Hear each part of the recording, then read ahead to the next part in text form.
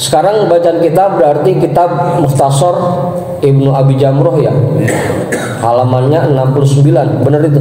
Iya. Hadis ke-51.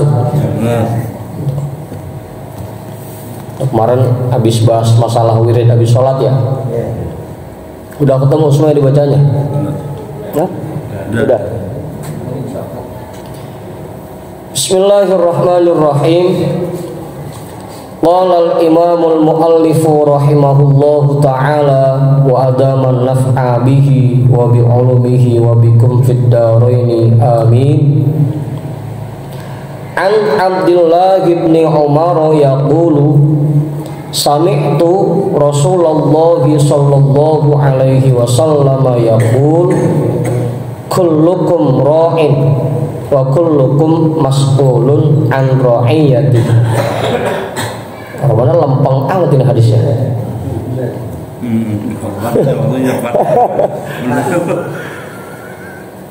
Kita potong dulu ya. An Abdullah bin Umar, dari sahabat Abdullah bin Umar, beliau berkata, sami'tu Rasulullah sallallahu alaihi wasallam yaqul, aku mendengar Rasulullah sallallahu alaihi wasallam bersabda, kullukum ra'in wa kullukum mas'ulun an ra'iyatihi. Masing-masing dari kalian atau kalian semua memiliki tanggung jawab. Wa kullukum mas'ulun an ra'iyatihi, dan kalian semua akan dimintakan atau akan ditanya tentang tanggung jawab kalian. Yang pertama, kita ini menjadi pemimpin atau memiliki tanggung jawab terhadap diri kita sendiri. Yang pertama, jadi kalau kullukum ra'in wa kullukum mas'ulun an ra'iyatihi, itu bukan buat pemimpin yang lain-lain dulu, belum. Itu buat diri kita dulu. Karena masing-masing kita ini pemimpin buat diri kita. Makanya kalau kita lihat di bawah itu, di bagian tafsirnya, bagian penjelasannya,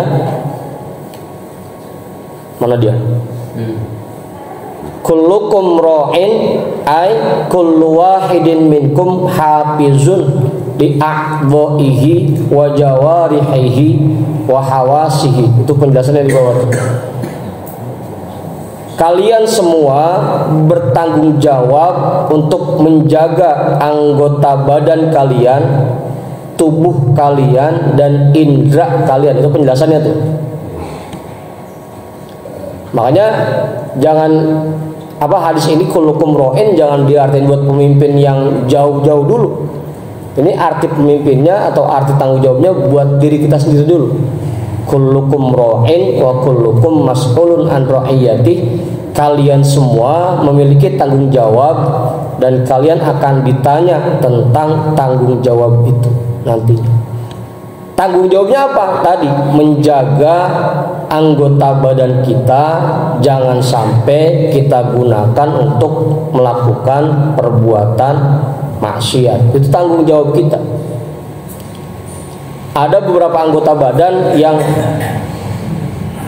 harus kita jaga. Kalau dalam kitab Minhajul Abidin itu ada bab-bab secara khusus yang ditulis oleh Imam Al-Ghazali terkait anggota badan yang harus kita jaga. Kalau dalam kitab Minhajul Abidin, yang paling pertama itu hifzul ain, jaga pandangan kita. Yang pertama tuh tanggung jawab kita, yang pertama jaga mata kita. Jangan sampai mata kita ini kita gunakan untuk melihat sesuatu yang dilarang oleh Allah, atau kita gunakan untuk melihat hal-hal yang bisa membuat kita mendapatkan dosa. Ditambah lagi memang kalau dulu saya belajar sama almarhum orang tua saya, itu beliau bilang Ibaratnya mata ini kayak antena. Mata, kuping itu kayak antena itu. Mata, kuping, sama mulut deh, kayak antena. Nah, tipinya yang buat nerima sinyalnya itu hati kita. Makanya kadang-kadang kalau kita ngelihat sesuatu itu buat lupanya rada susah.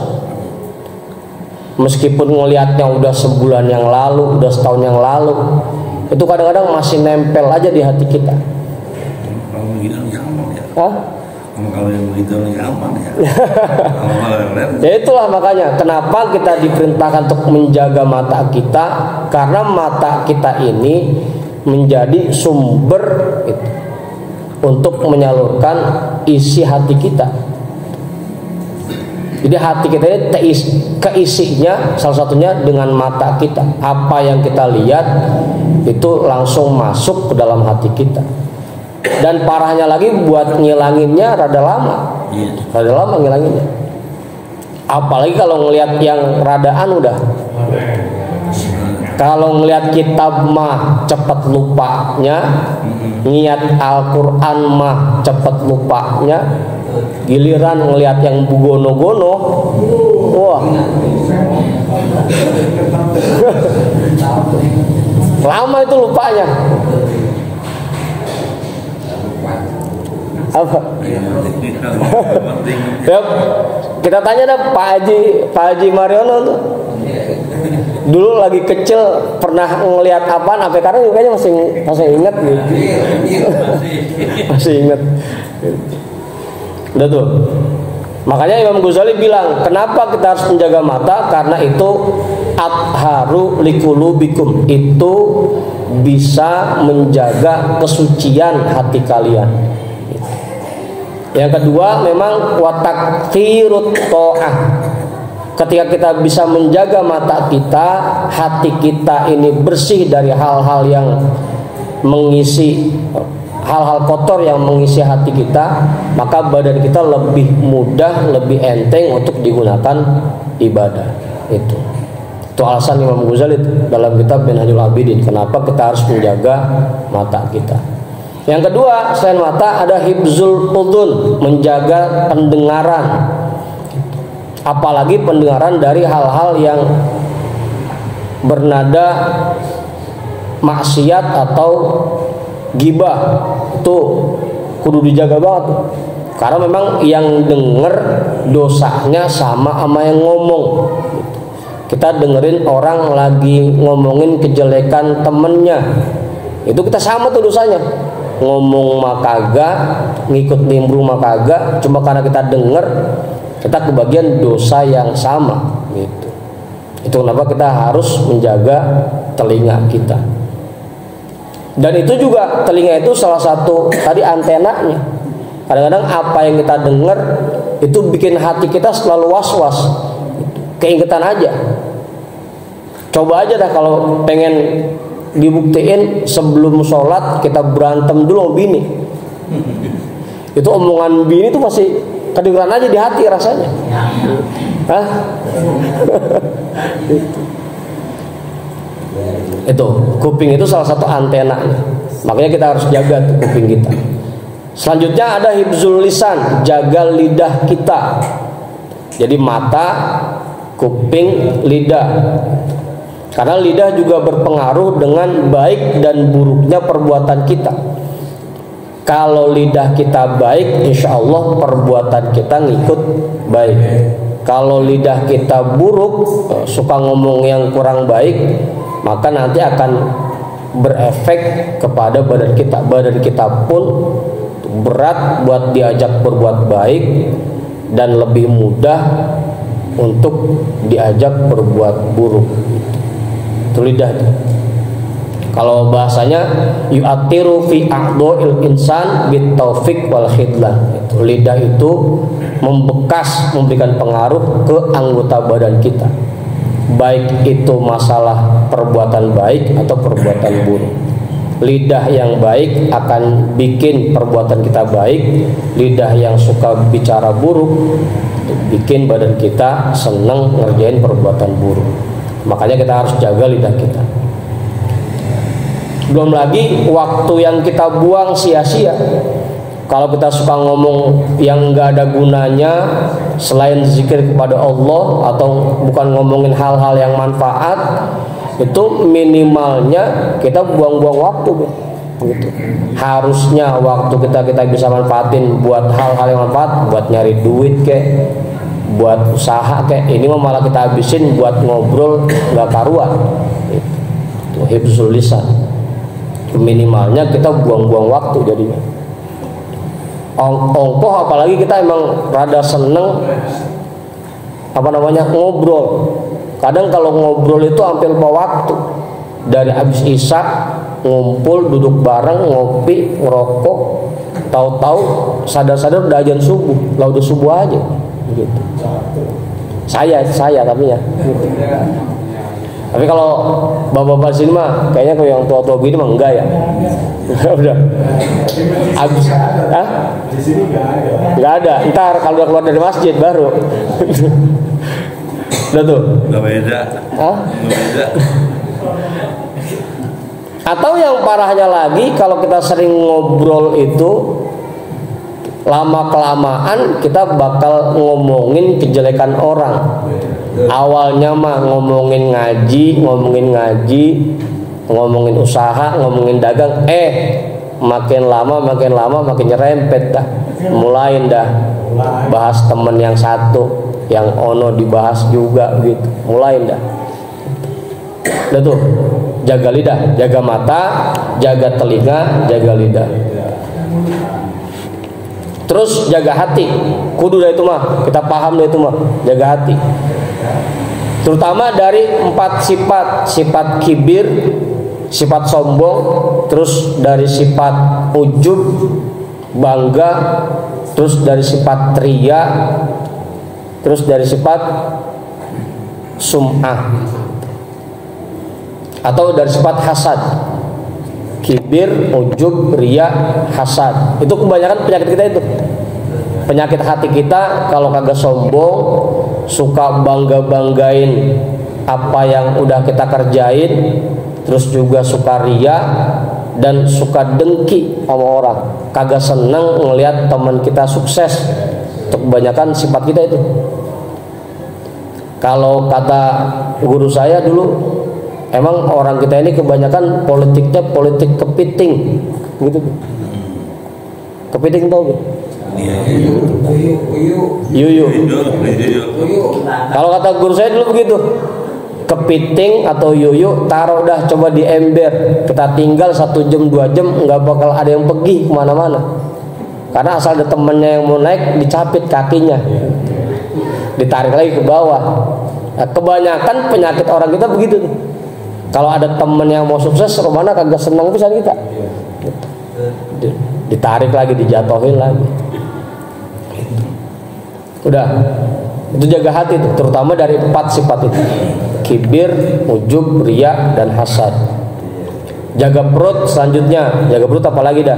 Tapi mudah-mudahan kalau jamu sini mah, kalau perutnya mah aman dah ya. Buat makan makanan yang haram mah jauh dah kita mah. Ya?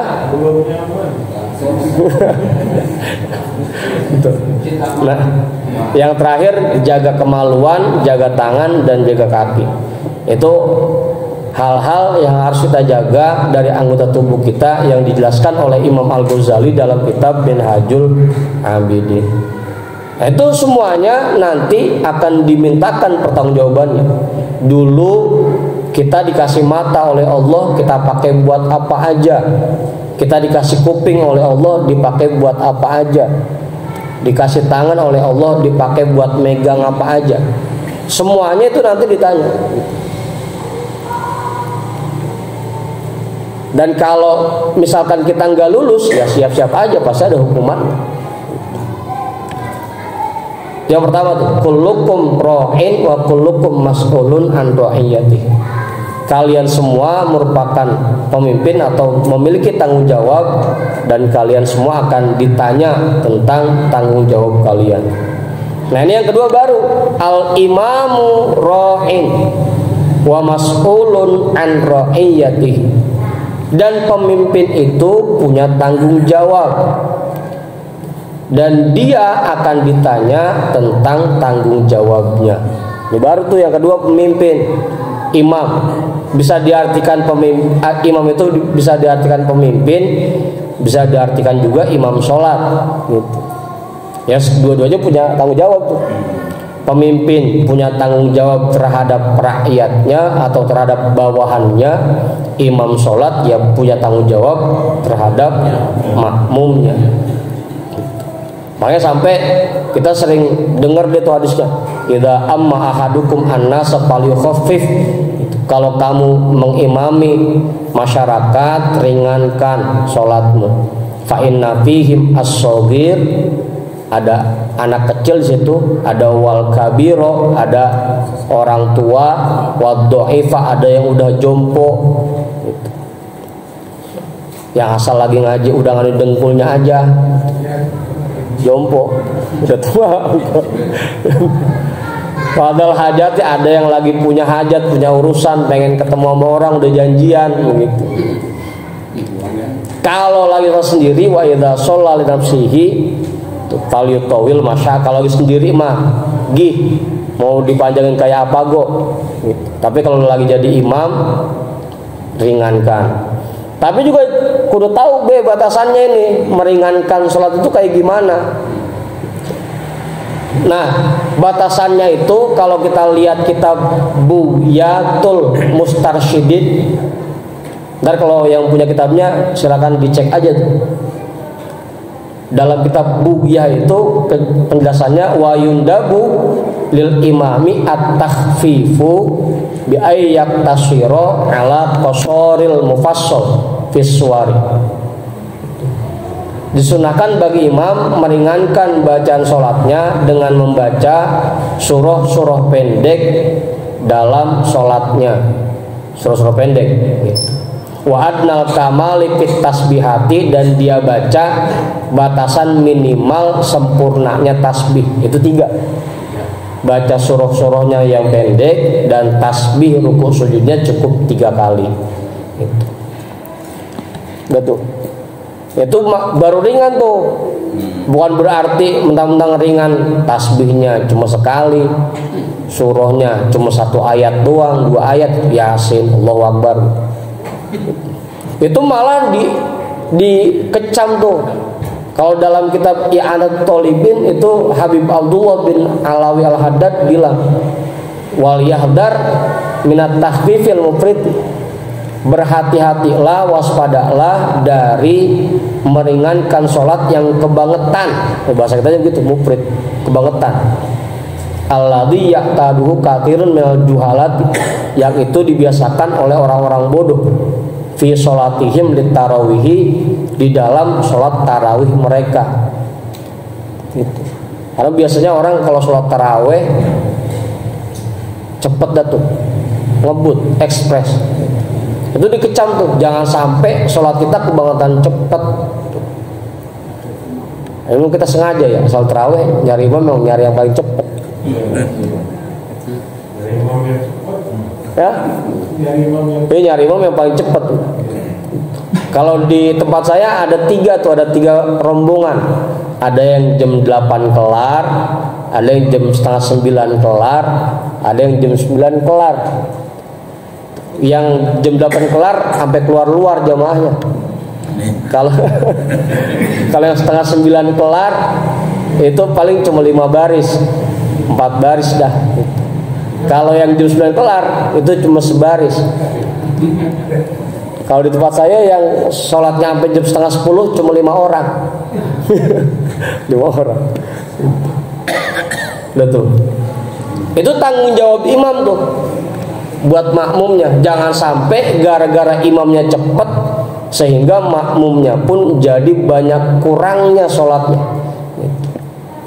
Makanya kalau masih dalam kitab kitab tadi Bughyatul Mustarsyidin ada keterangannya lagi tuh. Ya sebenarnya saya kalau bacain ini takut pada kapok ini ngajinya. Karena dalam kitab Bughyatul Mustarsyidin juga ada keterangannya. yuta'ayyanu 'alal imami ayyastakmilas sunanal matlubata. Menjadi jelas bahwa sunnah bagi imam untuk menyempurnakan sunnah-sunnah yang diperintahkan. Imam dianjurkan atau diperintahkan untuk menyempurnakan sunnah-sunnah sholat yang diperintahkan. Jangan ditambahin juga, jangan kebangetan ditambahin, juga jangan dikurangin. Udah tuh. Itu nanti lihat dah kitabnya. Itu kalau berkaitan dengan imam sholat ya. Kalau buat pemimpin, kan tadi al imamu ra'in wa mas'ulun an ra'iyatihi. Pemimpin itu punya tanggung jawab, dan tanggung jawab itu akan ditanyakan kepada di hadapan Allah nantinya.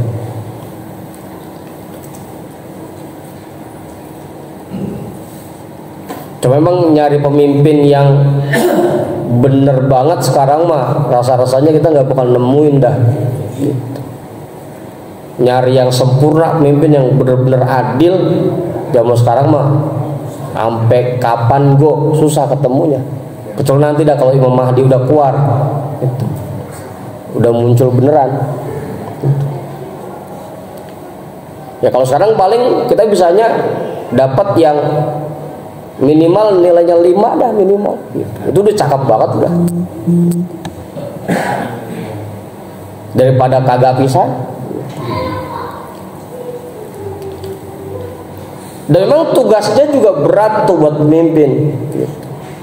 Jangan anggap istilahnya cuma ngurusin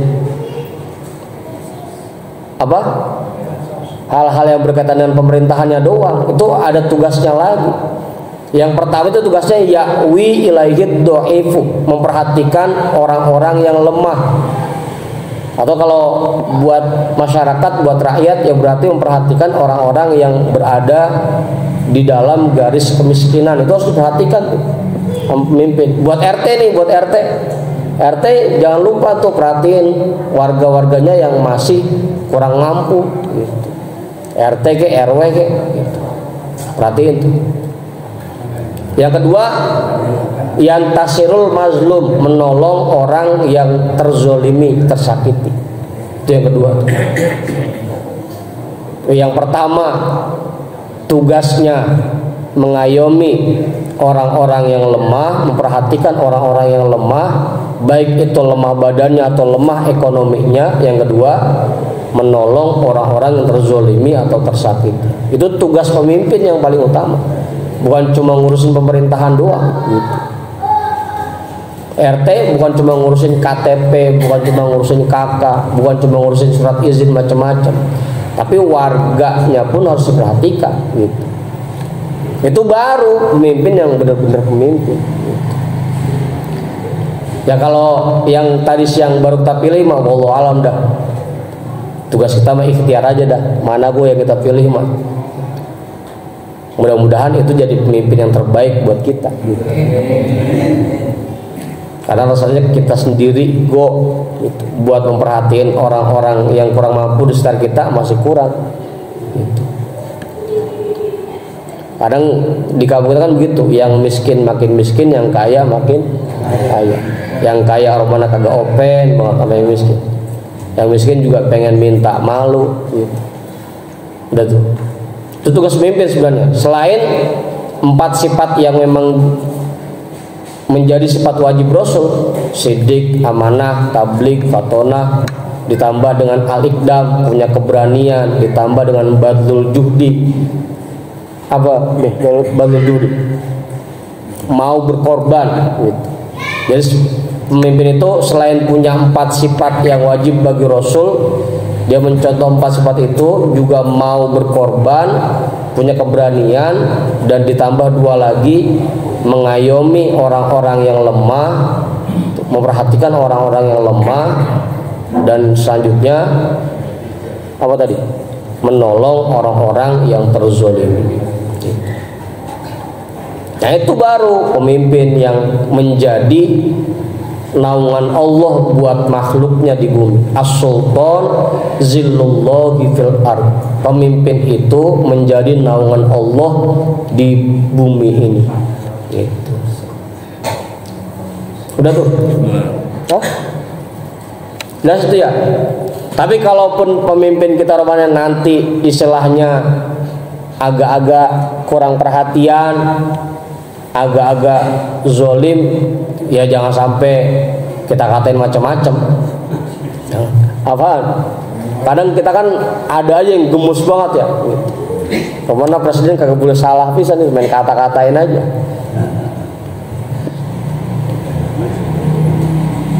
Karena pernah ada sahabat yang nanya ke Rasul, ya Rasul, kalau misalkan udah emang ya? Alhamdulillah. Ah, belum ya? Enggak. Kaget tapi saya.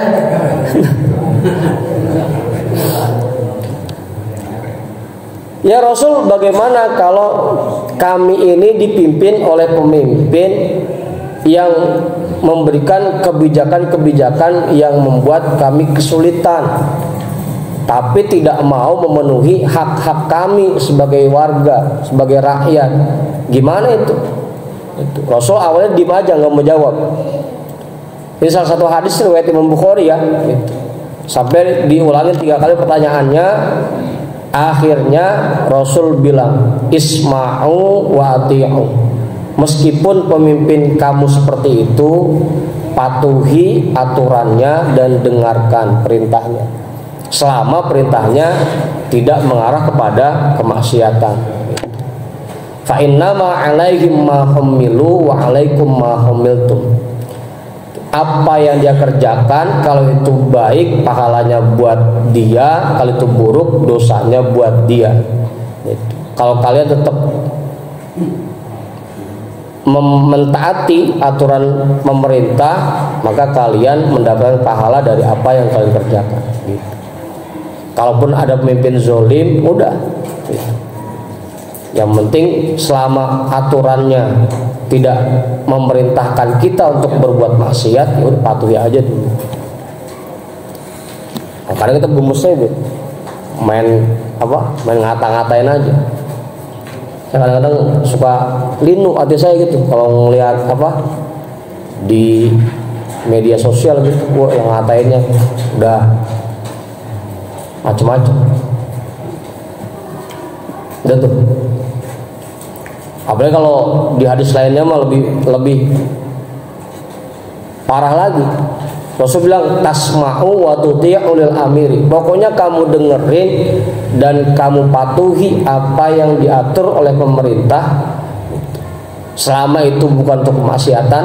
Wa in duriba zuhruka wa ukhidha maluka. Sekalipun kamu sampai dicambuk dan diambil harta, selama perintahnya atau aturannya tidak mengarahkan kita untuk berbuat maksiat. Kalau kita bilang begitu, pada protes lagi. Mana habis pilih presiden bisa. Udah tuh.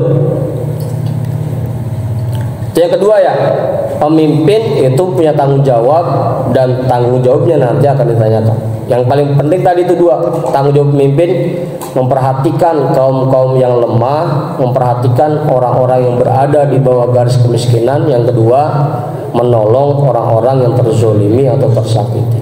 Itu tugas pemimpin. Mau itu pemimpin tingkat RT kek, mau itu pemimpin tingkat RW kek, lurah kek, camat kek, sampai yang paling tinggi sekalipun. Dah, warrajulu ra'in fi ahlihi. Dan seorang suami dan seorang laki-laki bertanggung jawab terhadap keluarganya. Warrajulu ra'in fi ahlihi. Dan laki-laki bertanggung jawab terhadap keluarganya. Wa huwa mas'ulun an ra'iyatihi.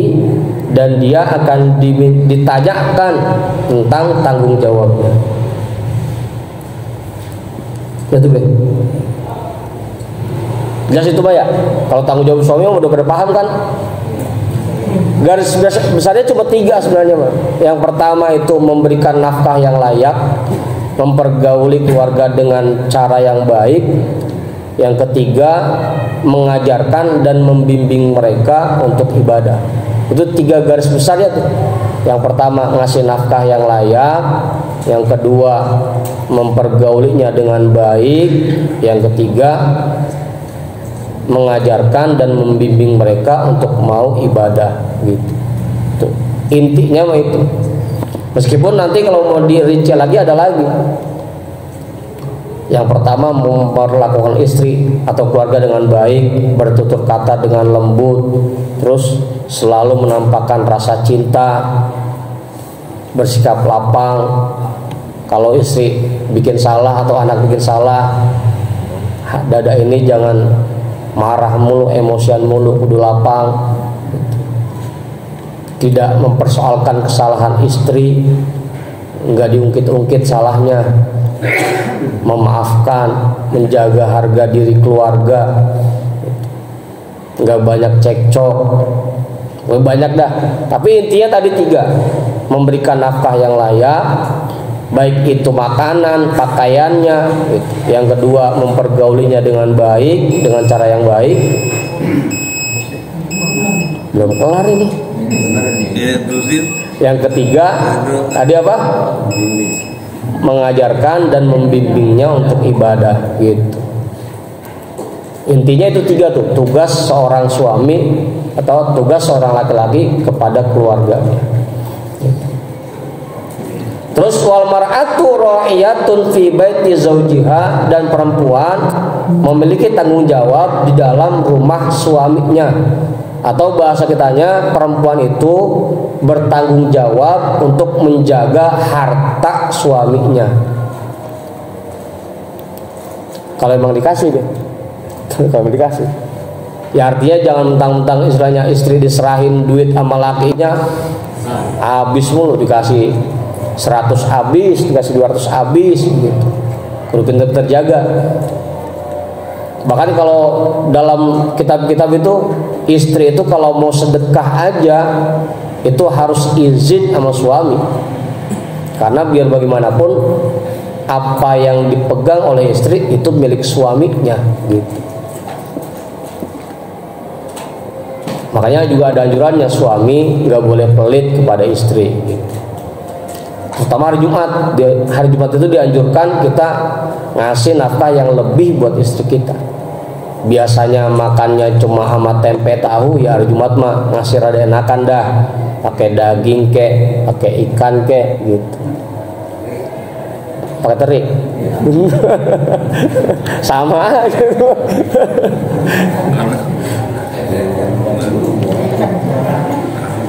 Perempuan bertanggung jawab di dalam rumah terhadap rumah suaminya, dan dia akan ditanya tentang tanggung jawabnya.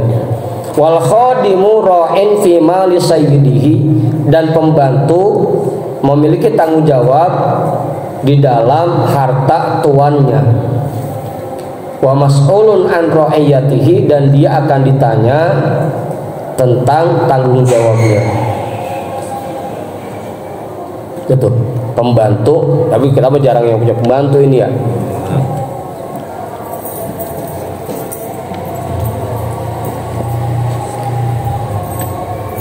Situ dulu, terus ya.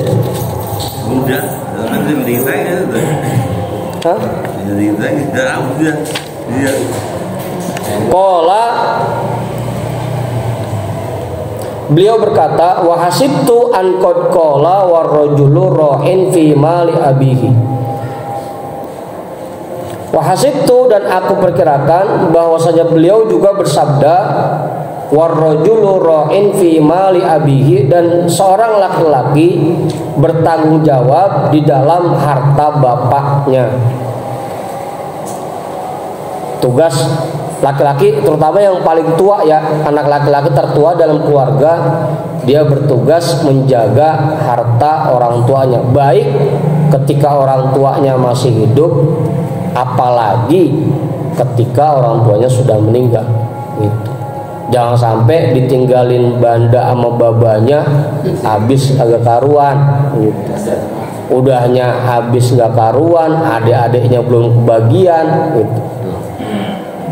laki-laki bertanggung jawab di dalam harta bapaknya.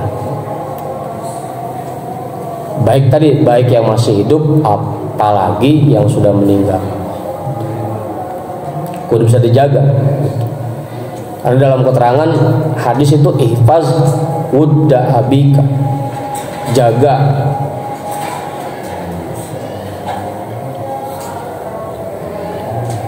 hal-hal yang menjadi kesayangan orang tua.